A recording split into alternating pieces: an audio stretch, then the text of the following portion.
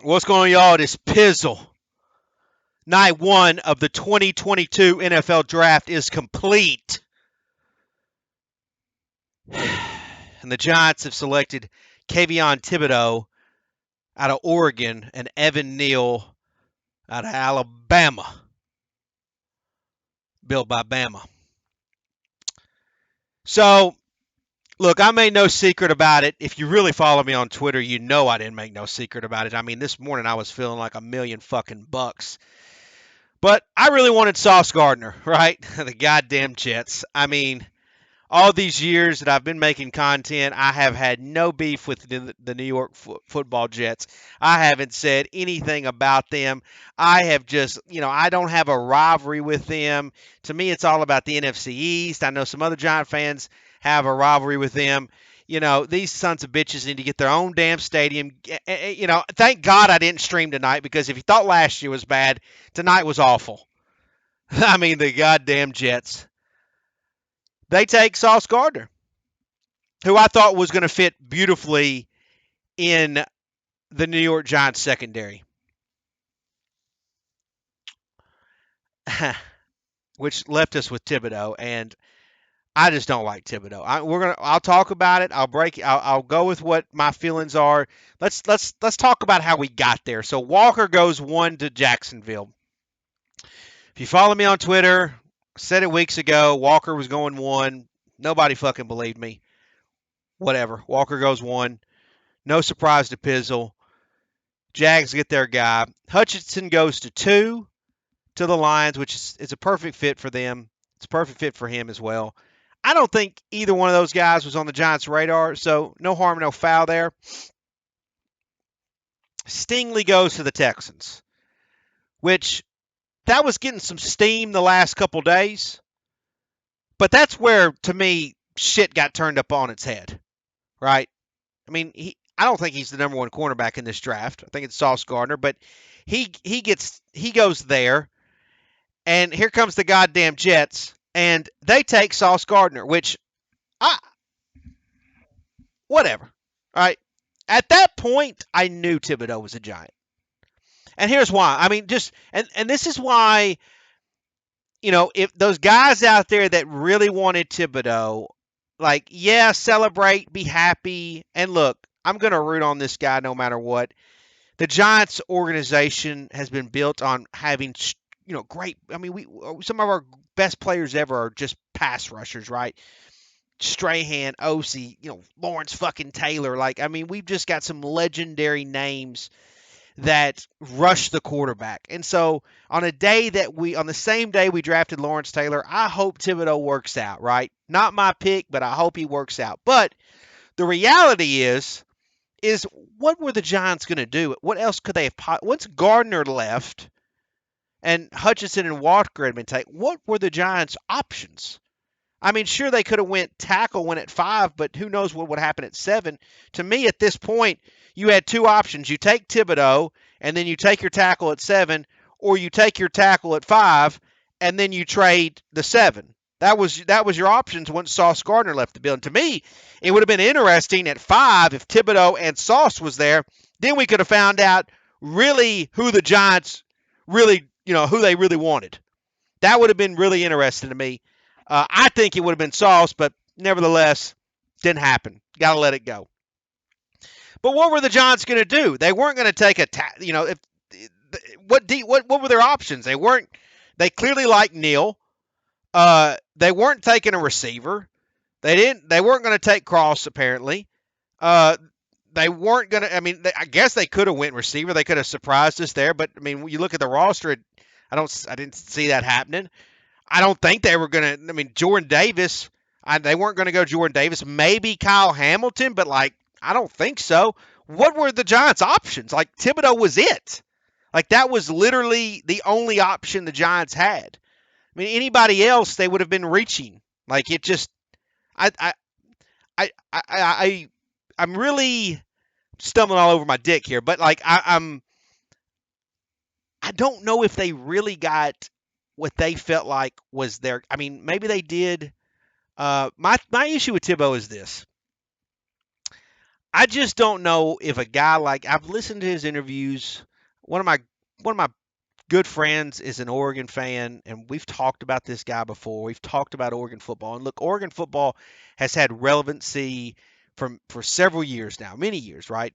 They haven't been as good in years past. These last couple years, they've kind of struggled, but Oregon is a relevant collegiate football team. Like they are I don't know if I would categorize them as a powerhouse, but they're good. They've had good teams, right? The last several years. Um, I look at the big games. And I think Oregon played maybe the last couple of few years, maybe 5 big games, like big games. I didn't think Thibodeaux showed up in those games. I just then you've got him in the New York market, which if he is a superstar, let's say he's amazing, is he going to go down kind of that OBJ path where it's more about the brand of the player than it is about the team? Does he love football? Is he just really good at football? I just question a lot of things. There's a lot of things that I question, and as an edge rusher, a pass rusher, whatever. I mean, look, he's going to fit in. We got some nice names on that defense. I worry about the secondary, but the front seven should be really good. I mean, the front seven of this New York Football Giants team should be really good. The secondary, shit, I got major questions. I don't know who the hell is going to be at safety with Xavier McKinney. I think maybe Bradbury stays now. I don't know. I don't love Adoree Jackson at all. At least the front seven I feel is good. But Thibodeaux, like we need him to ball out. Like he needs to be our Micah Parsons. So I'm going to root on this guy. I don't think he showed up in the big games for Oregon.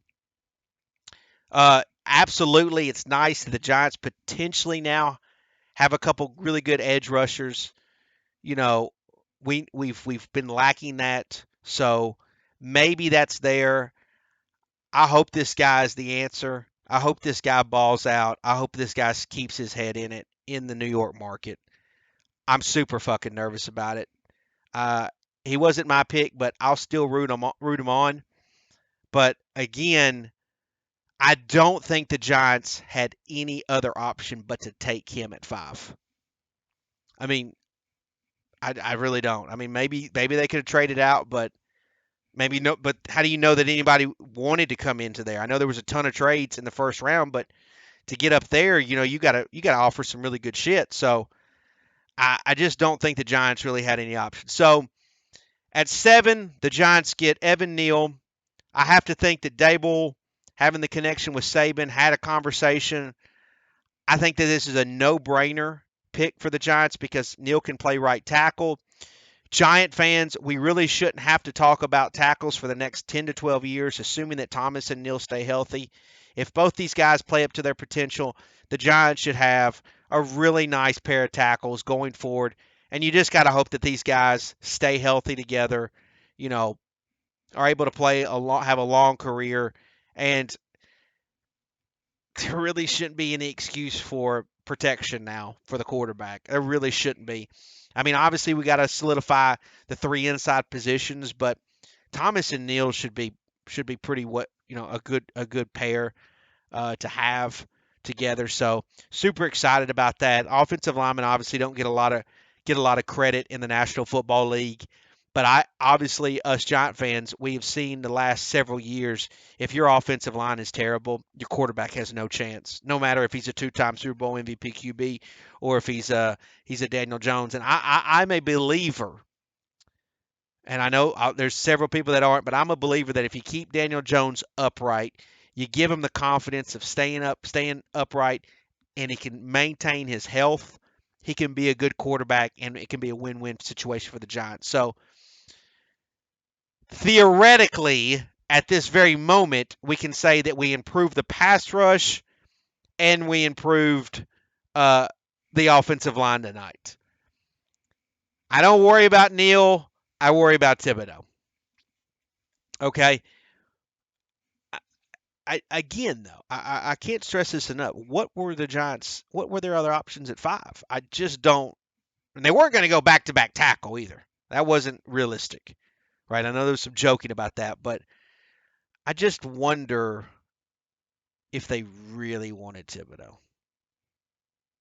I really wonder that because even Stingley. I didn't love Stingley. I like Gardner. I like Gardner more, but I wonder if like Stingley would have been there. Like would they have taken Stingley? So I hope this works out.